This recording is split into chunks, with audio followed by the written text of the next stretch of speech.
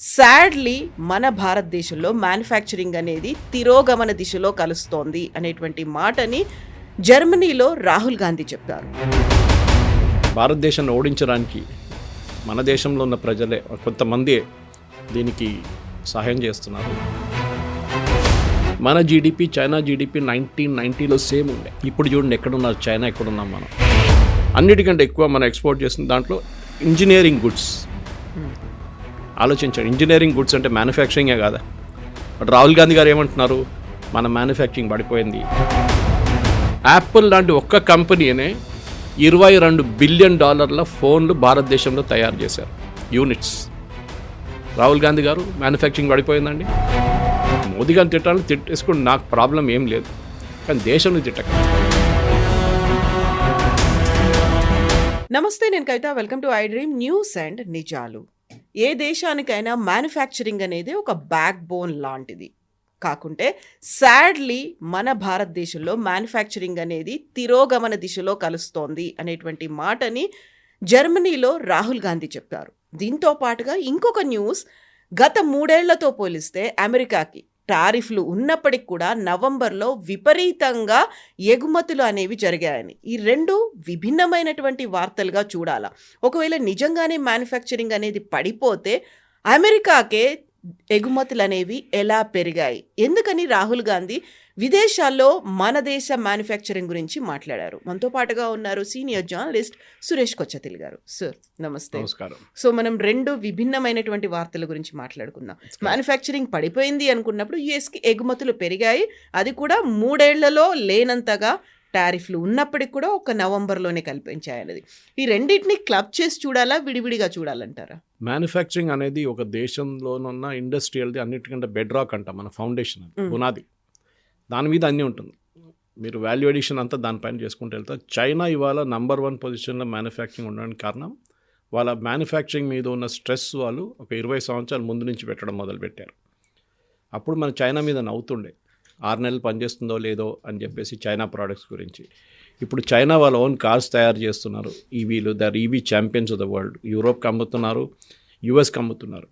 యూరోప్కి అమ్మాలంటే ఇక standard, safety standard చాలా హై ఉండాల్సిందే. సేమ్ విత్ యూఎస్ కూడా. అంటే వాళ్ళు ఆ లెవెల్ దాకా వచ్చేసారనమాట. ఇప్పుడు ట్రంప్ ఏమో మేక్ అమెరికా గ్రేట్ అగైన్, మేము మళ్ళీ అమెరికాని అమెరికాని మ్యానుఫ్యాక్చరింగ్ హబ్గా చేయబోతున్నామని చెప్తున్నారు. కానీ ఎక్సెప్ట్ ఫర్ చిప్స్, మిగతా ఏ దాంట్లో వాళ్ళు నంబర్ 1 పొజిషన్కి వెళ్ళలేకపోతున్నారు. చిప్స్ అనగానే మన హై అండ్ వాల్యూ నివిడియా లాంటి చిప్స్ వాళ్ళది. ఇక్కడ ప్రాబ్లం ఎక్కడ వస్తుందంటే, రాహుల్ గాంధీ గారి స్టేట్మెంట్లో ఆయన భారతదేశం నుంచి బయటికి వెళ్ళినప్పుడు ఎప్పుడైనా స్టాన్ఫర్డ్ కానీ, ఆక్స్ఫర్డ్ కానీ, కేంబ్రిడ్జ్ కానీ ఎక్కడ వెళ్ళినా భారత్కు వ్యతిరేకంగా మాట్లాడతారు. భారతదేశంలో డెమోక్రసీ లేదు, భారతదేశంలో ఎలక్షన్ ప్రాసెస్ కాంప్రమైజ్ అయింది, మోదీ గారు వాళ్ళ ఫ్రెండ్స్ అంబానీ, అదానీ కోసం మొత్తం దేశం అంతా అమ్మేశారు, ఇట్లాంటి చాలా ఆరోపణలు చేసుకుంటూ వెళ్తారు. దాంతో ఏమవుతుందంటే బయట ఉన్న వాళ్ళు మన మీద నవ్వుతున్నారు. ఇప్పుడు మీ దేశాన్ని ఓడించడానికి పాకిస్తాన్ అక్కర్లేదు, మీ దేశంలో ఉన్న ఆపోజిషన్ లీడర్ సరిపోతారని. ఇది మనం దురంధర్ సినిమాలో ఒక డైలాగ్ చూసాం. అజిత్ దోవల్ క్యారెక్టర్ మాధవన్ ప్లే చేస్తుందని చెప్తారు, భారతదేశాన్ని ఓడించడానికి మన దేశంలో ఉన్న ప్రజలే కొంతమంది దీనికి సహాయం చేస్తున్నారు, పాకిస్తాన్ నంబర్ 2 పొజిషన్లో వస్తారని చెప్పి. అదే సంగతి ఇది కూడా. మనకు పాకిస్తాన్ అక్కర్లేదు, రాహుల్ గాంధీ చూసుకుంటున్నాడు అన్నమాట. ఎందుకంటే మనం చూసాం ఆపరేషన్ సింధూర్ జరగంగానే మన ఆర్మ్ ఫోర్సెస్ని సపోర్ట్ చేయకుండా మనం ఓడిపోయాము. మన ఎన్ని జట్లు పోయినాయి, పాకిస్తాన్ ఎన్ని పోయినాయి అడగట్లేదు, పాకిస్తాన్ ఎన్ని ఎయిర్ ఫోర్స్ బేసెస్ పోయినాయి అడగట్లేదు. మన అరుణాచల్ పైపు ఏమో చైనా సోల్జర్స్ మన సోల్జర్స్ని విపరీతంగా కొట్టారని చెప్పారు. ఆ కేసు సుప్రీంకోర్టుకి వెళ్ళింది. సుప్రీంకోర్టు ఆయన దగ్గర అడిగారు, మీకు ఎట్లా తెలుసు, మీరు అక్కడికి వెళ్ళారా, యూ బెటర్ అపాలజైజ్ అని చెప్పారు. అది కాకుండా మోదీ గారు వ్యతిరేకంగా ఇప్పుడు కాదు కవిత గారు, చాలా సంవత్సరాల నుంచి మోదీ గారు 2002 రైట్స్ నుంచే, గుజరాత్ రైట్ నుంచి ఆయన మీద ఆరోపణలు పెట్టి మొదలుపెట్టారు వీళ్ళు. అప్పుడు సోనియా గాంధీ మౌత్ కా సౌదాగర్ అని చెప్పి ఒక టర్మ్ కాయిన్ చేసింది. అది మోదీ గారు చాలా పనికొచ్చింది 2014 ఎలక్షన్స్లో. ఎందుకంటే ఒక సోనియా గాంధీ ఇచ్చిన స్టేట్మెంటే మోదీ గారికి సింపతిలాగా మారిపోయింది అది. దాని తర్వాత రాహుల్ గాంధీ గారు రఫేల్ వచ్చినప్పుడు చౌకీదార్ చోర్ హే అనే ఒక స్టేట్మెంట్ తీసుకొచ్చారు. దాన్ని కూడా కేసు ఫైల్ చేస్తే లాస్ట్ సుప్రీంకోర్టుకి వెళ్ళి సుప్రీంకోర్టులో అపాలజీ చేయాల్సి వచ్చింది రాహుల్ గాంధీకి. ఆలోచించండి, ఎన్నిసార్లు మీరు పట్టుబడతారు, ఎన్నిసార్లు అపాలజైజ్ చేస్తున్నారు, తప్పైందని చెప్తున్నారు. మీరు మాట్లాడే ముందు ఒక రెఫరెన్స్ డాక్యుమెంటో, ఒక కాగితమో మీ చేతిలో ఉండాలి. ఏంటి ఇండియాది మ్యానుఫ్యాక్చరింగ్ సెక్టర్, బిఎండబ్ల్యూకి వెళ్ళారు రాహుల్ గాంధీ, బైకులు చూసుకున్నారు, కార్లు చూసుకున్నారు అంతా. బిఎండబ్ల్యూ ఇండియాలో ప్లాంట్ ఉంది వాళ్ళకి 2007 నుంచి 12 మోడల్స్ తయారు చేస్తున్నారు భారతదేశంలో. లాస్ట్ 4 సంవత్సరాల్లో 2020 దాకా, నాకు దాని తర్వాత ఫిగర్స్ నా దగ్గర లేదు, కానీ ఆ టైంలోనే ఆల్మోస్ట్ 90,000 కార్లు అమ్మారు వాళ్ళు, 90,000 కార్స్. అండ్ బిఎండబ్ల్యూ అనేది doesn't come cheap, it's one of most expensive cars ఇప్పుడు. సో అట్లాంటి పొజిషన్లో ఇప్పుడు ఏమంటున్నారు, బిఎండబ్ల్యూకి వెళ్తున్నారు, ఆ భారతదేశంలో మ్యానుఫ్యాక్చరింగ్ ఏదంటే బిఎండబ్ల్యూ కూడా ఏం చేయట్లేదని, తయారు చేయట్లేదని ఒక మీ ఆరోపణ. మనకు తెలిసింది మన దేశంలో మీరు చెప్పినట్టు లాస్ట్ నవంబర్లో ఎక్స్పోర్ట్స్, ఎస్పెషలీ యునైటెడ్ స్టేట్స్కి ఉన్న ఎక్స్పోర్ట్, నంబర్ 1 ఇస్ యూఎస్ మన దాంట్లో నవంబర్లో, number 2 is China, and number 2 is UAE, number 3 is China. ఆలోచించండి, యూఎస్కి మనం ఎగుమతి చేస్తున్న దాంట్లో, మన ఎక్స్పోర్ట్ దాంట్లో first number 1 is machinery. Machinery ఎవరు తయారు చేస్తారండి? ఇక్కడున్న ఎంఎస్ఎంఈలు తయారు చేస్తారు, ఇక్కడున్న లార్జ్ స్కేల్ ఇండస్ట్రీస్ తయారు చేస్తారు, వాళ్ళు చేసిందే ఎక్స్పోర్ట్ చేస్తాం మనం. చైనాని తీసుకొచ్చి ఇక్కడ రబ్బర్ స్టాంప్ మార్చేసి ఇంకో స్టాంప్ పెట్టి పంపించట్లేదు మనం ఇక్కడి నుంచి. మన దేశంలో ఉన్న ఎక్స్పోర్ట్స్ అది ఇక్కడ తయారైంది. అంటే రాహుల్ గాంధీ గారు ఏమంటున్నారు ఇప్పుడు, భారతదేశం తయారు చేయట్లేదు అంటున్నారు. He wants to pull down Modiji, no problem, అని చేయనియండి, ఆయనకు అన్నీ he can do whatever he wants. Modi గారిని ఏం భాషలో కావాలంటే తిట్టచ్చు, కానీ మీరు దేశాన్ని తిట్టకూడదు. దేశం గురించి ఉన్న కాన్ఫిడెన్స్, ఇక్కడ ఉన్న ఇండస్ట్రీ, వాళ్ళు పొద్దున చూశాను నేను, ఎకనామిక్ టైమ్స్ కానీ మిగతా న్యూస్ పేపర్స్లో వచ్చిన రిపోర్ట్స్ అన్నీ చూస్తే ఇదే ఉంది, manufacturing is on the high చెప్తున్నారు. ఒకటి, మోదీ గవర్నమెంట్ వచ్చిన తర్వాత కొన్ని సాలిడ్ స్టెప్స్ తీసుకున్నారు మ్యానుఫ్యాక్చరింగ్. మనకు తెలిసిపోయింది, చైనాను మన జీడిపి చైనా జీడిపి 1990లో సేమ్ ఉండే. ఇప్పుడు చూడండి ఎక్కడున్నారు చైనా, ఎక్కడున్నాం మనం. మనకి ఇంకో 20 సంవత్సరాలు పడుతుంది చైనా దాకా వెళ్ళడానికి, ఆ లెవెల్ దాకా. మళ్ళీ తర్వాత యూఎస్, దాని తర్వాత వీ లెట్ దట్ గ్యాప్ అనమాట. ఎందుకంటే మన దగ్గర ఒక ఇన్సెంటివ్ లేకుండా మ్యానుఫ్యాక్చరింగ్కి. నాకు ఎప్పుడు కూడా గుర్తుంది రాహుల్ బజాజ్ గారు ఇచ్చిన స్టేట్మెంట్ బజాజ్ స్కూటర్స్ గురించి. నేను భారతదేశంలో ఆ టైంలో is talking of the 80s, third rate స్కూటర్లు తయారు చేస్తుంటే, కానీ దానికి కూడా కొనాలకి మనుషులు 2 సంవత్సరాలు వెయిట్ చేశారని చెప్పి. లైసెన్స్ రాజ్ ఉండే అప్పుడు. ఈ లైసెన్స్ రాజ్ అంటే మీకు ప్రతి వెహికల్ తయారు చేయడానికి మీరు లైసెన్స్ తీసుకోవాలి గవర్నమెంట్ దగ్గర నుంచి. గవర్నమెంట్ డిసైడ్ చేస్తారు ఎవరు ఏ కంపెనీ పెడతారని. This was during started from Nehru, continued through Indira Gandhi and Rajiv Gandhi. 91లోనే మనం నరసింహారావు గారు వచ్చినప్పుడే దీన్ని మార్పు తీసుకొచ్చారు, లైసెన్స్ రాజ్ని కంప్లీట్గా డిస్మాంటిల్ చేశారు. ఇప్పుడు కూడా కవిత గారు ఇప్పుడు చూస్తే నాకు గుర్తుంది, మా ఫాదర్ అప్పుడు ఇల్లు కడుతున్నప్పుడు 71లో 10 సంచులు సిమెంట్ కొనాలంటే లైసెన్స్ కావాలి, మీకు పర్మిట్ కావాలి. ఆలోచించండి, 10 సంచులు సిమెంట్, మీ ఇల్లు కట్టడానికి చిన్న పని, కాంపౌండ్ వాళ్ళకి ప్లాస్టరింగ్ చేయడానికి 10 సంచులు సిమెంట్ కావాలంటే మీకు పర్మిట్ తీసుకోవాలి వెళ్ళి. ఇప్పుడు చూడండి, సిమెంట్ అనగానే మీకు ఎన్నో కంపెనీలు ఉన్నారు, లైన్గా నిలబడతారు, వాళ్ళు ఎన్ని సంచులు కావాలని అడుగుతారు వాళ్ళు. మార్పు అక్కడ చాలా ఇంపార్టెంట్ ఉండే. ఇప్పుడు రాహుల్ గాంధీ గారు అడగాల్సింది ఏంటంటే, వాళ్ళ గ్రేట్ గ్రాండ్ మదర్ టైంలో అప్పుడున్న లైసెన్స్ రాజ్ ఎవరు తీసుకొచ్చారు, చైనాని ముందుకెళ్ళడానికి ఎవరు హెల్ప్ చేశారు, చాలా మట్టుకు it is the Congress regime, దాంట్లో డౌట్ లేదు. నరసింహారావు గారు పాపం చాలా ట్రై చేశారు, కానీ ఆయనకు కూడా ఒక లిమిట్ ఉండే. ఎందుకంటే డెత్ స్టార్ట్ అంటారు, ఎప్పుడు మనం పరిగెత్తున్న మనిషి ఇంకా కొంచెం స్పీడ్లో పరిగెత్తవచ్చు, కానీ 0 నుంచి స్టార్ట్ చేసిన మనిషికి పరిగెత్తాలంటే టైం పడుతుంది పికప్ చేయడానికి. అది 2004 తర్వాత 2014కి వచ్చేదాకా మనం మార్పులు చూసాం. 2004లో అంటే మన్మోహన్ సింగ్ గవర్నమెంట్ ఉన్న టైంలో 2014 దాకా వచ్చినప్పుడు మన దగ్గర 2014 మోదీ గవర్నమెంట్ టేక్ ఓవర్ చేసిన టైంలో మనకు 3 మొబైల్ మ్యానుఫ్యాక్చరింగ్ కంపెనీ యూనిట్స్ ఉండేవి. యూనిట్స్, కంపెనీలు కాదు, యూనిట్స్. ఒక కంపెనీకి మోర్ దెన్ 1 యూనిట్ ఉంటుంది, 3 ఉండే మన దగ్గర. ఇవాళ మనకు 300 మొబైల్ మ్యానుఫ్యాక్చరింగ్ యూనిట్స్ భారతదేశంలో. కంపెనీలు 6, 7, 8, 10 ఉన్నాయి కంపెనీలు మన దగ్గర. యాపిల్ ఇస్ నంబర్ 1, శాంసంగ్ ఉన్నారు, దాని తర్వాత మిగతా OnePlus ఉన్నారు. చాలామంది ఇక్కడ ఇండియాలో తయారు చేస్తున్నారు. నాట్ దట్ 100% ఇండియన్ కాంపోనెంట్స్ కాదు, ఇప్పుడు కూడా మనం 70% దాకా మనం వీఆర్ డూయింగ్ ఇట్ ఇండిజినస్, 30% బయట నుంచి తెప్పించుకుంటున్నాం. ఇవాళ ఉన్న ఎకనామిక్ టైమ్స్లో రిపోర్ట్ వచ్చింది ఏంటంటే, యాపిల్ వాళ్ళు they are sourcing local components చేయడానికి ట్రై చేస్తున్నారు. ఎందుకంటే గవర్నమెంట్ ఆఫ్ ఇండియా ఇచ్చే PLI అని ఒక స్కీమ్ తీసుకొచ్చారు, ప్రొడక్టివిటీ లింక్డ్ ఇన్సెంటివ్. అంటే ఏదైనా ఇండస్ట్రీకి మీరు ఒక జంప్ స్టార్ట్ ఇవ్వాలంటే వాళ్ళకి కొంచెం డబ్బులు ఇవ్వాల్సి వస్తుంది. వాళ్ళకి కొంచెం ఇన్సెంటివ్ ఇస్తే వాళ్ళు దాన్ని బట్టి ప్రొడక్షన్ ర్యాంప్అప్ చేస్తారు. గవర్నమెంట్ కూడా దాని నుంచి ఆదాయం వస్తుంది. GST కానివ్వండి, ఇన్కమ్ ట్యాక్స్ కానివ్వండి, మిగతా అన్ని కార్పొరేట్ ట్యాక్స్ అన్నీ వాళ్ళకి దాని నుంచి వస్తుంది. అది కాకుండా ప్రజలు కొంటున్నప్పుడు కూడా మళ్ళీ దానికి కూడా ఎకానమీ పెరుగుతుంది, GST పెరుగుతుంది. సో గవర్నమెంట్ ఇంట్రెస్ట్ PLIలో ఉండే. వాళ్ళు ఫస్ట్ టెలికాం ప్రోడక్ట్స్ మీద పెట్టారు, దాని తర్వాత మ్యానుఫ్యాక్చరింగ్ పెట్టారు ఎస్ఎంఈల మీద. ఇప్పుడు లేటెస్ట్ వన్ ఏం చేశారంటే 1,50,000 కోట్లు 10 సంవత్సరాల గ్యాప్ టైంకి ఇప్పుడు స్టార్ట్ చేసి 2025 to 2035 దాకా R&D మీద, రీసెర్చ్ అండ్ డెవలప్మెంట్ మీద మోదీ గవర్నమెంట్ 1,50,000 కోట్లు పబ్లిక్ సెక్టర్ అండర్టేకింగ్స్, అది కాకుండా ప్రైవేట్ సెక్టర్ అండర్టేకింగ్స్ ఇస్తున్నారు. అంటే మీరు రేపు ఒక ప్రోడక్ట్ తయారు చేయాలి, ప్రోడక్ట్ ఆటోమేటిక్లీ సూపర్ మార్కెట్లో దొరకదు కదా. We have to SIT and first ideate చేయాల్సి వస్తుంది, దాని మళ్ళీ R&D చేయాల్సి వస్తుంది. R&Dకి చాలా మటుకు స్టెప్స్ ఉంటుంది. R&D చేసిన దాని తర్వాత వ్యాలిడేషన్ చేయాల్సి వస్తుంది డిజైన్, దాని తర్వాత సేఫ్టీ స్టాండర్డ్స్ మీట్ అవుతుంది, దాని తర్వాత అది మ్యానుఫ్యాక్చరింగ్కి వెళ్తుంది. పెద్ద ప్రాసెస్ అది. చైనా 4-5% వాళ్ళ జీడిపిది R&Dలో పెడతారు, మనమేమో 1%. దాట్ ఈస్ వై మనకి ల్యాబ్ టు మార్కెట్ అంటారు. అంటే మీరు ల్యాబ్లో తయారు చేసే ప్రోడక్ట్ మార్కెట్కి వచ్చేదాకా దాని రెలవెన్స్ ఉంటుందా లేదా. ఒక్కొక్కసారి మీరు స్టార్ట్ చేస్తారు పెద్ద ప్రోడక్ట్ తయారు చేద్దామని చెప్పి, దాన్ని 10 సంవత్సరాలు పడితే మీరు 10 సంవత్సరాలకు వచ్చేదాకా ప్రోడక్ట్ అవుట్డేటెడ్ అయిపోతుంది, టెక్నాలజీ మారిపోతుంది. సో ఎంత ఫాస్ట్గా మీరు ల్యాబ్ నుంచి మార్కెట్కి మూవ్ చేస్తారో దాని మీద సక్సెస్ ఉంటుంది. దాని ఒక టెస్ట్ కేసు చెప్తాను మీకు. మన కోవిడ్ టైంలో కోవాక్సిన్ వ్యాక్సిన్ భారత్ బయోటెక్, అది ICMR వాళ్ళు తయారు చేశారు ఇనీషియలీ దాని ప్రోడక్ట్. కోవాక్సిన్ ప్రొడ్యూస్ చేయాలండే ఎవరు, భారత్ బయోటెక్కి. సో మన దాంట్లో ట్రయల్స్ ఉంటుంది, క్లినికల్ ట్రయల్స్ ఉంటుంది. అంటే పేషెంట్ మీద దాన్ని ఫస్ట్ ఎగ్జామిన్ చేయాల్సి వస్తుంది, ఏదైనా రియాక్షన్ ఉందా ఏదైనా. ఈ ఎంటైర్ ప్రాసెస్ ఒక 3 ప్రాసెస్ ఉంటుంది, 1, 2, 3 ఫైనల్. ఇది యూజువల్ మోడ్లో మినిమం మీకు 2 నుంచి 3 నుంచి 4 సంవత్సరాలు పడుతుంది. కానీ ఆ టైంలో మనకు అంత టైం లేకుండే, we had to immediately get it out. సరే కోవిషీల్డ్ వచ్చింది, అది UK నుంచి వచ్చిన ఆస్ట్రాజెనెకా నుంచి వచ్చిన వ్యాక్సిన్ సెరమ్ ఇండియా వాళ్ళు తయారు చేశారు. దానికి క్లినికల్ ట్రయల్స్ అక్కర్లేదు, కానీ దాన్ని కూడా చేశారు వాళ్ళు. phase 1 చేశారు, phase 2 మొదలుపెట్టినప్పుడు గవర్నమెంట్ అప్రూవల్ ఇచ్చేశారు. కానీ మనకు వ్యాక్సిన్ కావాలండే.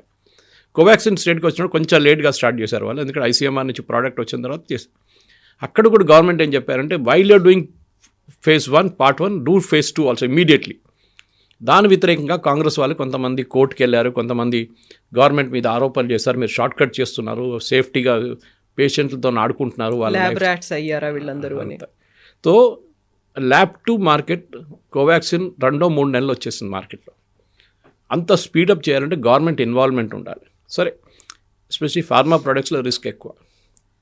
మనం ఏదో కార్ తయారు చేస్తున్నట్టు ఇంకో పాయింట్ అది, దట్ క్యాన్ వెయిట్. ఒక కార్ ఇప్పుడు ఇవాళ కాకపోతే 2 సంవత్సరాల తర్వాత తయారు చేసి కూడా ప్రాబ్లం లేదు.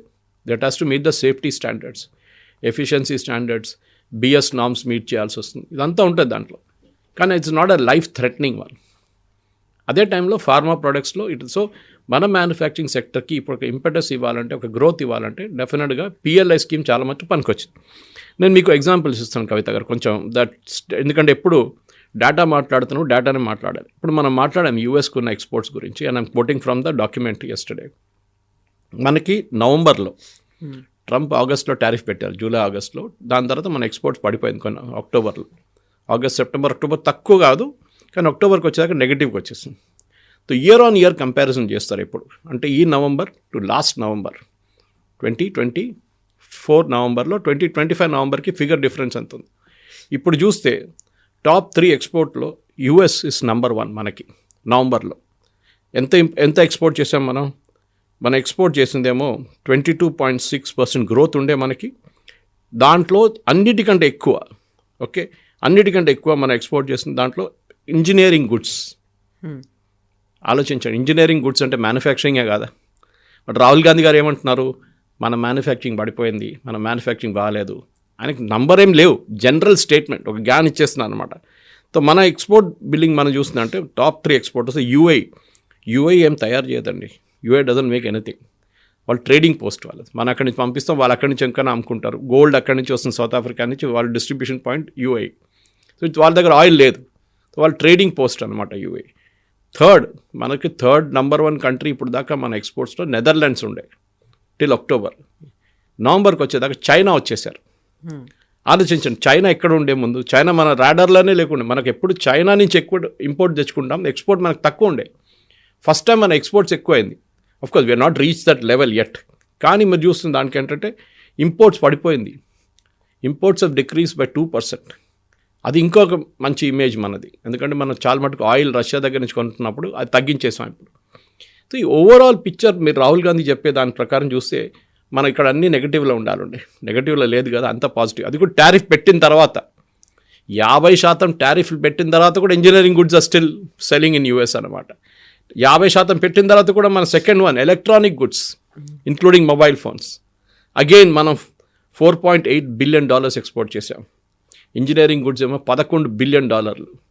And last but not the least, third position, not last కాదు, 50 ప్రోడక్ట్స్ ఉంటుంది కానీ ఫస్ట్ టాప్ 3 ప్రోడక్ట్స్ తీసుకుంటే engineering goods, electronic goods, third one petroleum. మన దగ్గర ఒక ఆయిల్ వెల్స్ తక్కువ ఉంది. మన దగ్గర ఒక బాంబే హై ఉంది, గోదావరి వైపు ఉంది. We're not a major oil producing country, but మనం $3.9 బిలియన్ ఆయిల్ అమ్మాము మనకు. అంటే ఏం చేస్తున్నాం, రష్యా దగ్గర తెప్పించుకొని మన దగ్గర జామ్నగర్లో ప్రాసెస్ చేసుకొని దాన్ని యూఎస్కి అమ్ముతున్నాం, యూకేకి అమ్ముతున్నాం, ఈవెన్ యూక్రెయిన్కి అమ్మాము మనం. So that is our business. దానికి చాలా మటుకు యూఎస్ ఆపడానికి ట్రై చేశారు, దానికే టారిఫ్ పెట్టారు మన మీద. Anyway will come to the figures నా, చాలా ఇంపార్టెంట్. ఎందుకంటే మన ఫిగర్ల గురించి మాట్లాడితే దీంట్లో కొంచెం లాజికల్ ఇది ఉంటుంది. ఈ మ్యానుఫ్యాక్చరింగ్లో ఎప్పుడు మనం కొన్ని ఇండస్ట్రీ బాడీస్ ఉంటుంది, IBF అని చెప్పి ఇండస్ట్రీ బాడీ ఒకటి ఉంది. వాళ్ళు ట్రాక్ చేస్తారు ఇండియాది మ్యానుఫ్యాక్చరింగ్ ఎట్లా పోతుంది, ఎట్లా నడుస్తుంది అని చెప్పేసి. So let us now look at the thing. India is now the third most short after manufacturing destination in the world and has the potential to export $1 trillion. $1 trillion goods మనం 2030 దాకా export చేయొచ్చు అని IBF వాళ్ళ estimate ఇప్పుడున్న capacity ప్రకారం. దీంట్లో ఒక numbers మళ్ళీ ఉన్నాయి కవిత గారు. Q1 అంటే ఏప్రిల్, మే, జూన్ 26, ఎప్పుడైనా మనం 25-26 మనం 26 అని చెప్తాం మనం. ఏప్రిల్ టు జూన్ 2025లో ఇండియాస్ మర్చెండైజ్ ఎక్స్పోర్ట్స్ $112 బిలియన్ చేరుకున్నాయి. $112.7 billion to be precise, from $110 billion, అంటే $2 బిలియన్ పెరిగింది కంపేర్ టు 2030 దాకా ఇది it will go up by 17%. Global companies, for example Apple, మన దగ్గర ఫాక్స్కాన్ వాళ్ళు తయారు చేస్తారు, యాపిల్ వాళ్ళ ప్లాంట్ శ్రీపెరంబదూర్లో ఉంది, ఇప్పుడు నాయిడా వైపు కూడా ఒకటి పెట్టారు. యాపిల్ మ్యానుఫ్యాక్చరింగ్లో యాపిల్ వాల్యూమ్స్ చెప్తాను. Number of phones 22.85 million phones in the first half of 2025, అంటే ఏప్రిల్, మే, జూన్, జూలై, ఆగస్ట్, సెప్టెంబర్ దాకా యాపిల్ లాంటి ఒక్క కంపెనీనే $22 బిలియన్ ఫోన్లు భారతదేశంలో తయారు చేశారు, యూనిట్స్. రాహుల్ గాంధీ గారు మ్యానుఫ్యాక్చరింగ్ పడిపోయిందండి. 22.2 మిలియన్ అనేది తక్కువ నంబర్ ఏం కాదు. దాంట్లో మ్యాక్సిమం సేల్స్ అవుట్ సైడ్ ఇండియాలో కూడా అమ్ముతున్నారు, కానీ ఇండియాలో ఒక లిమిట్ ఉంటుంది వాళ్ళకి. యాపిల్ ఒక ఆస్పిరేషనల్ ప్రోడక్ట్, 20,000-30,000 రాదు. యాపిల్ ₹1,00,000 ఉంటుంది మినిమం. అది కాకుండా ఫారిన్ డైరెక్ట్ ఇన్వెస్ట్మెంట్, మన దేశంలో ఇన్వెస్ట్ చేస్తున్న వాళ్ళు ఫారిన్ కంపెనీస్ వచ్చి 14 crore 45 lakh తీశారు last year, over the last decade అన్నమాట. తో ఇండియాస్ మ్యానుఫ్యాక్చరింగ్ సెక్టర్లో అంత కాన్ఫిడెన్స్ ఉంది ఫారిన్ కంపెనీస్కి. 14,000 కోట్లు, 14 lakh crores increase over the past decade, 10 yearsలో పెరిగింది అన్నమాట అమౌంట్. PLI గురించి మాట్లాడడం, మోదీ గవర్నమెంట్ తీసుకొచ్చాం, one of the best moves PLI. This is basically production linked incentive. దాంట్లో గవర్నమెంట్ ఆఫ్ ఇండియా ఏం చేస్తారని చెప్పాను చూడండి, మీకు ఇంకొక యూనిట్ స్టార్ట్ చేయాలి, లేకుంటే చిప్ ఇండస్ట్రీ మీద ఇప్పుడు ఫోకస్ ఉంది.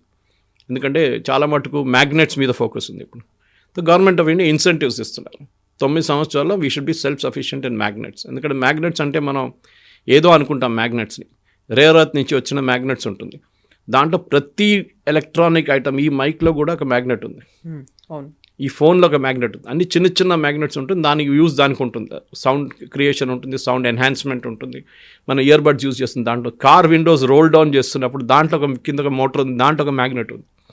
దాని సెల్ఫ్ ఎఫిషియన్సీ కావాలని చెప్పి గవర్నమెంట్ ఆఫ్ ఇండియా ఇప్పుడు ఇన్సెంటివ్. సో ఆ ఇన్సెంటివ్ ప్రకారం ఐఫోన్స్ నుంచి మొదలై, అంటే మొబైల్ ఫోన్స్ నుంచి మొదలై ఇప్పుడు దాకా 12 సెక్టర్స్లో మార్చ్ 2025 దాకా గవర్నమెంట్ ఆఫ్ ఇండియా 21,000 crores డబ్బులు ఇచ్చారు ఇండస్ట్రీకి ఇన్సెంటివ్గా. మీరు ప్రొడ్యూస్ చేయండి, మేము ఇన్సెంటివ్ ఇస్తాం మీకు. లేకుంటే వాళ్ళకి ఇన్సెంటివ్ లేదు కదా, ప్రొడ్యూస్ చేసి ఏం చేసుకుంటారు? వాళ్ళకి ఏదో ఎక్స్ట్రా ఇన్సెంటివ్ ఉంటే మార్కెటింగ్లో పెడతారు వాళ్ళు కొంచెం ఎఫర్ట్స్, బ్రాండింగ్లో పెడతారు వాళ్ళు కొంచెం ఎఫర్ట్స్. అది వాళ్ళ పాకెట్ నుంచి పెట్టక్కర్లేదు, గవర్నమెంట్ ఆఫ్ ఇండియా మీకు ఇస్తున్నారు అనమాట. అది కాకుండా చూస్తే ఇప్పుడు చాలా మటుకు స్టేట్స్ పాలసీ సపోర్ట్గా, తెలంగాణ చూడండి, మన దగ్గర ఉన్న డిఫెన్స్ కారిడోర్, కవిత గారు, ఇక్కడ నుంచి మన అడిబట్ల వైపు వెళ్తే రఫేల్ షెల్ ఇక్కడ తయారు చేస్తున్నారు, Rafale aircraft shell. Boeing wings, Tata Boeing తయారు చేస్తున్నారు. కళ్యాణి వాళ్ళు డిఫెన్స్ ఎక్విప్మెంట్ తయారు చేస్తున్నారు. స్కైరూట్ టెక్నాలజీ రాకెట్లు తయారు చేస్తున్నారు. ఎగ్జాక్ట్లీ. మ్యానుఫ్యాక్చరింగ్ సెక్టర్ లేదండి ఇండియాలో, పడిపోయిందా? నంబర్స్ సహా చెప్పాను నేను. సో ఈ రాహుల్ గాంధీ గారు బయటికి వెళ్తున్నప్పుడు, ఫారిన్ కంట్రీస్కి వెళ్తున్నప్పుడు ఆయన ఒక మాట గుర్తుపెట్టుకోవాలి. They are not fools. వాళ్ళకు కూడా తెలుసు మన నంబర్లు ఏంటనేది. అక్కడున్న సీఈఓస్కి తెలుసు మన నంబర్లు ఏంటనేది. ఎస్పెషల్లీ BMW దగ్గర వెళ్ళి వాళ్ళకి తెలుసు. ఎందుకంటే వాళ్ళు కార్ మ్యానుఫ్యాక్చరింగ్ ఇండియాలో ట్రాక్ చేస్తూనే ఉన్నారు వాళ్ళు కంటిన్యూస్గా. వాళ్ళకి తెలుసు ఎన్ని కార్లు అమ్ముతున్నారు, ఇండియాలో ఎన్ని కార్లు అమ్మడబోతున్నారు. ఇప్పుడు నా again the production is being increase for all car companies. ఎందుకు డిమాండ్ ఉందంట అంత.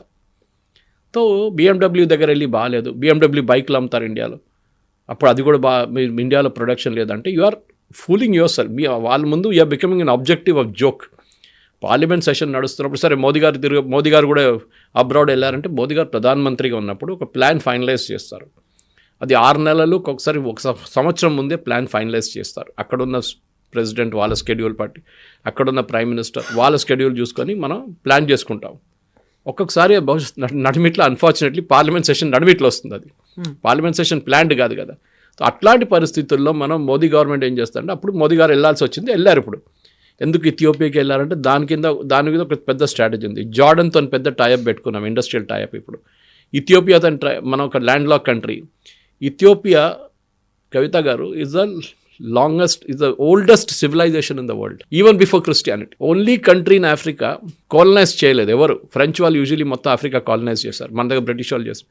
ఇథియోపియాని వాళ్ళ దగ్గర చేయలేదు. ఇప్పుడు ఒక ప్రెసిడెన్షియల్ విజిట్ కానీ, ఒక ప్రైమ్ మినిస్టరియల్ విజిట్, ఏ కంట్రీ అయినా కానీ, వాళ్ళు ఆ కంట్రీ ప్రోడక్ట్లు, ఆ కంట్రీ దగ్గర ఉన్న అడ్వాంటేజ్ అమ్మడానికి ట్రై చేస్తారు. ఇప్పుడు ట్రంప్ ఇండియాకి వచ్చినప్పుడు వాళ్ళు ఫస్ట్ ఏం చేస్తారంటే వాళ్ళ డిఫెన్స్ ప్రోడక్ట్స్ అమ్మడానికి ట్రై చేస్తారు. ఇప్పుడు సౌదీ అరేబియా వస్తే వాళ్ళ వైపు నుంచి ఆయిల్ ఇన్వెస్ట్మెంట్ ట్రై చేస్తారు. వాళ్ళ వైపు నుంచి ఎడ్యుకేషనల్ ఇన్స్టిట్యూషన్స్ పెట్టుకుంటున్నారు. వాళ్ళు మన వైపు నుంచి IIT బ్రాంచెస్ అక్కడ స్టార్ట్ చేయవచ్చు అని అడుగుతారు. UAEలో ఆఫ్ కోర్స్ ఉంది ఒకటి. షార్జా లాంటి ప్లేస్లో ఫర్ ఎగ్జాంపుల్ ఎడ్యుకేషన్ చాలా చాలా పెద్ద బిజినెస్ అయిపోయింది అక్కడ. అట్లాంటి ప్రతి దేశం వాళ్ళ అడ్వాంటేజ్ని అమ్మడానికి ట్రై చేస్తారు వాళ్ళు. మోదీ గారు ఇక్కడి నుంచి వెళ్ళినప్పుడు న్యాచురల్లీ మన దగ్గర ఉన్న ప్రోడక్ట్స్ అక్కడ అమ్మడానికి ట్రై చేస్తారు, అక్కడి నుంచి ఇక్కడికి వచ్చే ప్రోడక్ట్ ట్రై చేస్తారు. ఒమాన్కి ఎందుకు వెళ్ళారు అడుగుతారు. Oman again is a very close, భారతదేశంతో అన్నిటికంటే closest Gulf countries Oman shakes అంతా వాళ్ళందరూ భారతదేశంలో చదివారు, వాళ్ళని ఎమీర్లు వాళ్ళు. సో వాళ్ళకి ఒక ప్రాక్సిమిటీ ఉంది మన దగ్గర. సో అది మనం అడ్వాంటేజ్ తీసుకుంటాం. వాళ్ళ దగ్గర నుంచి కూడా మన ప్రోడక్ట్స్ కొంటున్నాం, ఒమాన్ దగ్గర నుంచి కూడా చాలా మటుకు. అదే టైంలో మన దగ్గర ఉన్న సర్వీసెస్ ఒమాన్కి ఆఫర్ చేస్తున్నాం. ఇప్పుడు మన దగ్గర అన్నిటికంటే పెద్ద డిఫెన్స్ ఎక్స్పోర్ట్స్ మన దగ్గర. బ్రహ్మోస్ లాంటి మిసైల్ మనం అమ్ముతున్నాం చాలా కంట్రీస్కి. It is proven missile. ఇప్పుడు తేజస్ మనం ట్రై చేసాం, కానీ ఆఫ్టర్ ద దుబాయ్ క్రాష్ కొంచెం తగ్గింది ఇంట్రెస్ట్, కానీ ఇట్ ఇస్ స్టిల్ రన్నింగ్. ఇప్పుడు కూడా తేజస్ ఫ్లై చేస్తుంది ఏ ప్రాబ్లం లేకుండా భారతదేశంలో. సో ప్రధానమంత్రికి వెళ్ళడం దాంట్లో రీజన్ ఉంది. రాహుల్ గాంధీ గారు అదే అర్థం చేసుకోవాలి. The prime minister is going there to sell the products of this country. అక్కడి నుంచి వాళ్ళ వైపు నుంచి ఇన్వెస్ట్మెంట్ మన దేశం తీసుకురావడానికి అది కూడా ట్రై చేస్తున్నారు. So Jordan said we will do this. ఇథియోపియాలో మనం అక్కడ 80% ఆఫ్ ఇథియోపియా అగ్రికల్చర్ మీద డిపెండ్ అవుతుంది. మన దగ్గర 60 ఉంటే వాళ్ళ దగ్గర 80% మంది అగ్రికల్చర్ సెక్టర్లో ఉన్నారు. So totally depend. సో వాళ్ళ కోసం ఏం చేస్తున్నామంటే మనం చాలా రిమోట్ లొకేషన్స్ సోలార్ ప్రాజెక్ట్స్ పెడుతున్నాం, సోలార్ పంపులు పెడుతున్నాం. సో అగైన్ మన ఇండియన్ కంపెనీస్కి బెనిఫిట్ వస్తుంది దాని నుంచి. సో మ్యానుఫ్యాక్చరింగ్ ఎక్కడెక్కడ, ఎందుకంటే మ్యానుఫ్యాక్చరింగ్ అనేది ఒక కంట్రీది ఇండికేషన్. ఇప్పుడు ట్రంప్ అదే చెప్పారు కదా, wheel bring make America great again. ఎందుకంటే అమెరికా దగ్గర ఉన్న మ్యానుఫ్యాక్చరింగ్ ఎడ్జ్ పోయింది ఎప్పుడు. మన దగ్గర కూడా నెగ్లెక్ట్ జరిగింది చాలా మటుకు. ఈ లైసెన్స్ రాజ్ టైంలో 1 scooter 2 స్కూటర్లు, 1 ambassador car, 1 fiat car. దాని తర్వాత కదా మారుతి వచ్చింది, సుజుకి, థ్యాంక్స్ టు సుజుకి. దాని తర్వాత శాంట్రో వచ్చింది, హ్యూండై వచ్చారు. దాని తర్వాత ప్రోడక్ట్. ఇప్పుడు చూడండి ఎన్ని బ్రాండ్స్ ఉన్నాయి భారతదేశంలో. Efficiency of gone up, competition పెరిగింది, బ్రాండ్లు సైజ్ పెరిగింది. ఇదంతా జరుగుతుంది కదా మన దగ్గర. సో మెయిన్గా మనం ఏం చూసుకోవాలంటే మన మ్యానుఫ్యాక్చరింగ్ సెక్టర్ని MSME sector, micro small and medium enterprises, అక్కడే ఒక ఇష్యూస్ ఉన్నాయి, దాంట్లో డౌట్ లేదు. మన MSME సెక్టర్లో చాలా ప్రాబ్లమ్స్ ఉన్నాయి. ఒకటి వాళ్ళకి బ్యాంక్ క్రెడిట్ పెద్ద ఇష్యూ. ఇంకోటి వాళ్ళది పెండింగ్ పేమెంట్స్. అది చాలా మటుకు నిర్మలా సీతారామన్ గారు ఒక 3 బడ్జెట్స్ నుంచి చెప్పుకొస్తున్నారు. పబ్లిక్ సెక్టర్ అండర్టేకింగ్ ఎప్పుడప్పుడు MSME దగ్గర నుంచి ఆర్డర్ చేస్తారో మీరు payments with in a certain period of time చేయాల్సింది. మీకు ఇంకా దాని మీద నో ఛాన్స్ ఆఫ్ కాంప్రమైజ్ అన్నమాట. సో అట్లాంటి పరిస్థితుల్లో మన దగ్గర ఉన్న MSMEని ఎంకరేజ్ చేయాల్సింది చాలా ఇంపార్టెంట్, దాంట్లో డౌటే లేదు. మనం కూడా చేస్తున్నాం. MSME పాలసీ ఉంది, చాలా స్టేట్స్లో MSME పాలసీ నడుస్తుంది, చాలా బాగా నడుస్తుంది. కానీ దాంట్లో మనం ఇప్పుడు లా ఆఫ్ ద జంగిల్ అంటాం. ఇప్పుడు మన దగ్గర ప్రాబ్లం ఎక్కడ వస్తుంది కవిత గారు అంటే, ఒక హర్డ్ మెంటాలిటీ ఉంది మనకి. నాకు గుర్తుంది 92లో 91-92 అనుకోండి, ఆ టైంలో ఫ్లారికల్చర్ వాజ్ అ బిగ్ బిజినెస్. ఒక 30 కంపెనీలు హైదరాబాద్లో ఫ్లారికల్చర్లో వచ్చేసారు సడన్గా. ఒక్కడు దుంకాడు, అందరు దుంకారు దాంతోపాటు. అందరు ఫస్ట్ ఏం చేస్తారు, ప్రాజెక్ట్ మొదలయ్యే ముందే, పొలాలు తీసుకునే ముందే వాళ్ళు పబ్లిక్ ఇష్యూకి వెళ్ళిపోయారు. 10 కోట్లు 12 కోట్లు పబ్లిక్ ఇష్యూ వెళ్ళారో వాళ్ళు రాగానే పెద్ద కార్పొరేట్ ఆఫీసు, వాళ్ళ చైర్మన్ డైరెక్టర్స్ అందరికీ పెద్ద పెద్ద కార్లు. ఆ టైంలో Baleno was the biggest car. Baleno అందరు తీసుకుంటారు ఆ టైంలో. దాని తర్వాత ఒక 5-6 సంవత్సరాల తర్వాత చూస్తే ఒక్క కంపెనీ లేదు. ఇప్పుడు అది ఉందో లేదో స్టాక్ ఎక్స్చేంజ్ కూడా లిస్టెడ్ ఉండదు. అది గ్రానైట్ కూడా అట్లనే జరిగింది. ఇప్పుడు 2-3 కంపెనీలు మిగిలిపోయినాయి గ్రానైట్లు అంతే. సో మన దగ్గర ఉన్న ఎంఎస్ఎంఈ సెక్టర్లో చాలా మటుకు కాపీ కొట్టకుండా ఇన్నోవేటివ్ చేస్తే చాలా బాగుంటుంది. నేను దీనికన్నా ముందు కూడా చెప్పాను, హైదరాబాద్లో ఉన్న డ్రోన్ కంపెనీస్ చూడండి, చాలా మటుకు మారుడ్ డ్రోన్స్ లాంటి అగ్రికల్చర్ సెక్టర్లో వాళ్ళు చాలా మటుకు ప్రాస్పర్ చేశారు. స్ప్రేయింగ్లో చాలా పెద్ద హెల్ప్ వాళ్ళది. వాళ్ళు స్ప్రే చేస్తున్న దాంతో క్యాన్సర్ ఇన్సిడెన్స్ తగ్గుతుంది ఫార్మర్స్లో. ఎందుకంటే వాళ్ళు పర్సనల్గా వెళ్ళి స్ప్రే చేయక్కర్లేదు. 2 ఏకర్లు ఉన్నది ఒక రోజులో ఫినిష్ చేసుకోవచ్చు వాళ్ళు స్ప్రేయింగ్. లేకుంటే వాళ్ళకి ఎన్నో రోజులు పడుతుంది. అండ్ ఫిజికల్ టచ్ ఉంటుంది చాలా మటుకు. ఆ ప్రాబ్లమ్స్ అన్నీ సార్ట్ అవుట్. డిఫెన్స్లో చూడండి, మన హైదరాబాద్లో ఉన్న కంపెనీలో డిఫెన్స్లో ఆపరేషన్ సింధూర్లో తయారు చేశారు. బిట్స్ పిలానీలో ఇద్దరు పిల్స్. మ్యానుఫ్యాక్చరింగ్ అనేది అక్కడి నుంచి రావాలి. చైనా అక్కడే సక్సీడ్ చేశారు. దట్ వాళ్ళ చిన్న చిన్న యూనిట్స్ కంబైన్ చేసి ఒక పెద్ద యూనిట్కి సప్లై చేయడం. ఇప్పుడు మన జెమ్ పోర్టల్ అనే ఒక పోర్టల్ ఉంది గవర్నమెంట్ ఆఫ్ ఇండియాది. దాంట్లో గవర్నమెంట్ ఆఫ్ ఇండియా ముందు ఎట్లా అంటే టెండర్ పెడుతుండే, అదొక పెద్ద ర్యాకెట్. అది టెండర్ వేసి 10 కంపెనీలు అప్లై చేస్తారు. దాంట్లో టాప్ 2ని సెలెక్ట్ చేస్తారు. దాంట్లో వాళ్ళతో నెగోషియేట్ చేసి ఎవరు తక్కువ రేట్లు ఇస్తారో వాళ్ళ దగ్గర వాళ్ళకి ఆర్డర్ ఇస్తారు. ఈ తక్కువ రేట్ అని చెప్పేది చాలా పెద్ద ప్రాబ్లం మన ఇండస్ట్రీలో. కాంప్రమైజ్ ఆఫ్ స్టాండర్డ్స్ వచ్చేస్తుంది అక్కడ. టెండర్లు కూడా అంతే. మీరు ఒక రోడ్ వేయడానికి బిలో ద కాస్ట్ కోడ్ చేస్తే డెఫినెట్లీ మీరు ఏదో షార్ట్ కట్ చేస్తున్నారు. దట్స్ వెరీ వెరీ ఒక ప్రైమ్ ఒక కాస్ట్ ఉంటుంది మినిమం. ఈ స్టాండర్డ్ రావాలంటే ఈ కాస్ట్ ఉంటుంది. తయారు చేయడానికి కాస్ట్ ఉంటుంది, లేకుంటే మీరు సర్వీస్ చేయడానికి కాస్ట్ ఉంటుంది, లేకుంటే ప్రొడక్షన్ చేయడానికి కాస్ట్ ఉంటుంది. దాన్ని తక్కువ ఇస్తే డెఫినెట్లీ మీరు షార్ట్ కట్ చేస్తారు. సో ఎంఎస్ఎంఈ సెక్టర్ని ఎంకరేజ్ చేస్తే పెద్ద ఇండస్ట్రీతో link already through GeM portal కానీ మిగతా ఏ పోర్టల్ కానీ, ఇప్పుడు మీ ఏ ప్రోడక్ట్ తయారు చేస్తే కూడా మీరు జెమ్ పోర్టల్ వెళ్ళి వేసుకోవచ్చు. You can post it on that. And కంపెనీలు all government undertakings have to order through GeM portal అని రూల్ పెట్టేశారు ఇప్పుడు. దట్ ఈస్ రియలీ హెల్ప్ చేస్తున్నారు అనమాట. ఆ పేమెంట్స్ ఒకటే ఇష్యూ ఉంది, బ్యాంక్ రేట్ ఒకటి ఇష్యూ ఉంది. అది మార్కెట్ యాక్సెస్ ప్రాబ్లం లేదు. ఇప్పుడు మనం ష్రింప్ చూసాం మన దగ్గర ఆంధ్ర వైపు. ఆక్వాకల్చర్లో మనం ఈ ట్రంప్ వచ్చిన తర్వాత టారిఫ్ పెట్టిన పెద్ద దెబ్బ తిన్నది రొయ్యలు. లాస్ట్ 2 months నేను చదువుతున్నాను రిపోర్ట్స్ ప్రకారం దే పిక్డప్ అగైన్. ఎట్లా పికప్ చేస్తారు? కొత్త మార్కెట్ చూసుకున్నారు.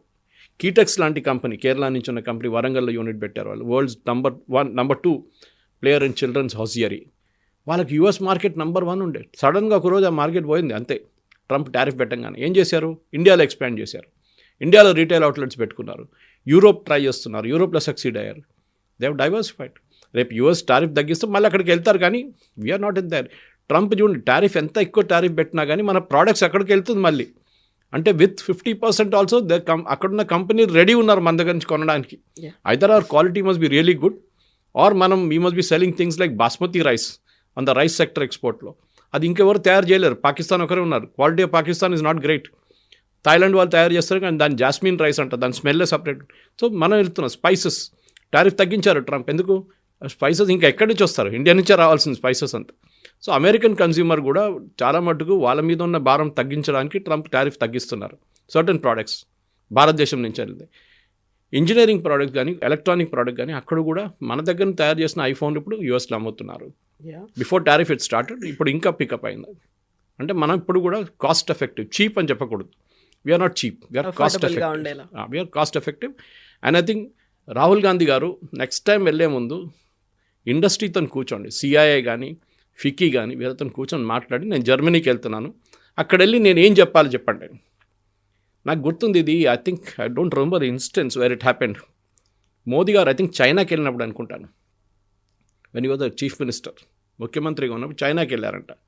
అక్కడ వెళ్తే ఆయన అక్కడ ఇండస్ట్రీ వాళ్ళని అందరిని కలవడానికి వెళ్తున్నారు. కలిసే ముందు ఐ రిమెంబర్ దిస్ ఇన్సిడెంట్. నాకు హేజీ మెమరీ ఉంది ఒకటి. మోదీ గారు అడిగారంట, అక్కడ ఉన్న ఇండియన్ అంబాసిడర్ దగ్గర అడిగారంట, నేను ఏం చెప్పాలి చెప్పండి వాళ్ళకి.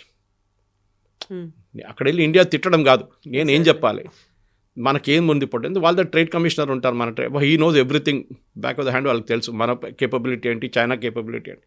మోదీ గారికి బ్రీఫింగ్ ఇచ్చారంట ఒక 1/2 hour. సార్ మన ఇండస్ట్రీ ఎట్లా ఉంది, మన ఇదన్నీ టాప్ ఎక్స్పోర్ట్స్ మన కంట్రీ నుంచి, మనకు కావాల్సింది ఇది, చైనా నుంచి మన ఇది we will import these thing, we're ready to do that అని చెప్పి ఒక బ్రీఫింగ్ ఇచ్చారంట. దాన్ని బట్టి మోదీ గారు మాట్లాడారంట. అక్కడ వెళ్ళి మోదీ గారు ఇండియన్ గవర్నమెంట్ తిట్టలేదు ముఖ్యమంత్రిగా ఉన్నప్పుడు కూడా. ఇది చాలా పెద్ద డిఫరెన్స్ అన్నమాట. That you are able to బయటికి వెళ్ళినప్పుడు ఏ దేశంకైనా వెళ్ళినప్పుడు మీరు మన ఆపరేషన్ సింధూర్ తర్వాత ఒక టీంని పంపించాం మోదీ గారు డిఫరెంట్ కంట్రీస్కి. శశి థరూర్ కానీ మనీష్ తివారీ ఓవైసీ కూడా ఉన్నారు. ఓవైసీ వెళ్ళారు. చూడండి ఎంత యాటిట్యూడ్, ఎంత బాగా మాట్లాడారు వాళ్ళు, పాజిటివ్గా ఇండియా గురించి మాట్లాడారు అక్కడ వెళ్ళి. That is what it should be. అక్కడెళ్ళి మీ దేశం తిట్టడం ఏంటంటే అర్థం కాదు. ఇది పాకిస్తాన్ చేయాల్సిన పని మనం చేస్తున్నాం, రాహుల్ గాంధీ చేస్తున్నారు. ఇప్పుడు మనం 5 ట్రిలియన్ ఎకానమీ దిశగా వెళ్తున్నాం, దానికోసం మనం అన్ని పనులు చేస్తున్నాం. ఈవెన్ వెరీ రీసెంట్గా తెలంగాణ కూడా 2047 కల్లా 3 ట్రిలియన్ ఎకానమీ అనేది. సో మ్యానుఫ్యాక్చరింగ్ అనేది లేకుంటే పర్ క్యాపిటల్ ఇన్కమ్ పెరగకుండానే, లేకపోతే మనకున్నటువంటి జిఎస్డీలు ఇవన్నీ పెరగకుండానే మనం 3 ట్రిలియన్ ఎకానమీ 5 ట్రిలియన్ ఎకానమీ గురించి ఏం చేస్తామా? జీడిపి ఒకటి, జిఎస్డిపి ఒకటి, స్టేట్ ప్రోడక్ట్ ఒకటి, ఇంకోటి పర్ క్యాపిటల్ ఇన్కమ్. ఈ పర్ క్యాపిటల్ ఇన్కమ్ అనేది ఒక మిస్నామర్. ఇప్పుడు ఏమైపోతుందంటే మన టోటల్ రెవెన్యూ ఎంత ఉంది, టోటల్ కెపాసిటీ ఎర్నింగ్ ఉందనుకోండి, ఒక ఎక్స్ అమౌంట్. దాంట్లో అంబానీ ఉంటారు, అదానీ ఉంటారు. వాళ్ళది అన్ని పెద్ద ఇండస్ట్రీస్ కలిపితే 90% వాళ్ళదే ఉంటుంది, మిగతా 10% మిగతా పాపులేషన్ ఉంటుంది. పర్చేసింగ్ పవర్ ప్యారిటీ అంటారు, పీపీపీ. ఒక దేశంలో మనకిక్కడ 1 కిలో బియ్యం కొనాలంటే మనకి ఎంత రేటు, అదే బియ్యం 1 కిలో యూఎస్లో కొనాలంటే ఎంత rate. I'm just giving one example. 1 kilo oil ఇండియాలో కొనాలంటే దాని రేట్ ఎంత ఉంటుంది, యూఎస్లో ఎంత ఉంటుంది. US will be higher naturally, వాళ్ళ ప్రొడక్షన్ కాస్ట్ హై, వాళ్ళ శాలరీస్ హై, దానికోసం జీతాలు హయ్యర్ ఉంటాయి. మన దగ్గర జీతాలు తక్కువ ఉంటుంది, అందుకని పర్చేసింగ్ పవర్ ప్యారిటీ అంతే ఉంటుంది. మన దగ్గర కొనడానికి కెపాసిటీ ఉంటుంది. మన దగ్గర ఫర్ ఎగ్జాంపుల్ కవిత గారు ఒక 50,000 రూపాయలు జీతం అనుకోండి, I'm just taking a very off hand example. 50,000 జీతంలో డీసెంట్ లివింగ్ ఉంటుంది. For a guy who's earning between the age of 21 to 30, 50,000లో బతకరు. ఇంకా ఎక్కువనే ఉంటుంది, చాలామందికి 1,00,000 దాకా ఉంటుంది. అదే జీతం మీకు యూఎస్లో అయితే మీరు బతకలేరు, ఈవెన్ యూకేలో కూడా, because the cost of living is very high. Product cost high, transportation cost చాలా హై, అన్నిటికీ ఎక్కువ ఉంటుంది. సో మీరు యూ కెనాట్ లీవ్. సో దానికోసం ఏం చేస్తున్నారు, దుబాయ్ లాంటి కంట్రీస్ ఏం చేస్తున్నారంటే, మేము ట్యాక్స్ ఫ్రీ ఇన్కమ్ ఇస్తున్నాము, మీరు మా వైపు వచ్చేసేయండి, మా దగ్గర వచ్చి పని చేయండి, ఇక్కడ ఇండస్ట్రీ సెటప్ చేయండి. So that is the incentive for people to locate. ఇప్పుడు యూఎస్ నుంచి చాలామంది, యూరోప్ నుంచి చాలామంది దుబాయ్లో పనిచేస్తున్నారు. And those are foreign companies. వాళ్ళకి ఒకటే అట్రాక్షన్ ఏంటంటే, వాళ్ళ దేశంలో 30-35%, 40% ట్యాక్స్ ఉన్నప్పుడు, మన దగ్గరేమో 15% ట్యాక్స్ ఉన్నప్పుడు, అండ్ హయ్యర్ లెవెల్లో 30% ఉన్నప్పుడు, అక్కడ వెళ్తే ఆ ట్యాక్స్ ఇన్కమ్ సేవ్ చేసుకోవచ్చు. సో డెఫినెట్గా మనం at the bottom of the pyramid అని చెప్తాం. ఇప్పుడు మనం టాప్ లెవెల్ కాదు చూడాల్సింది, బాటమ్ ఆఫ్ ద పిరమిడ్లో మీరు ఎంతమంది పావర్టీ నుంచి పైకి తీసుకొచ్చారని చెప్పి మన దగ్గర రిపోర్ట్స్ ఉన్నాయి, యూఎన్ రిపోర్ట్స్ ఉన్నాయి, చాలా మటు వరల్డ్ బ్యాంక్ రిపోర్ట్స్ ఉన్నాయి. That India has డ్రమాటిక్లీ improved number of people from under the poverty line. దాంట్లో అన్నిటికంటే పెద్దది ఏంటంటే ఫ్రీ బియ్యం ఇవ్వడం.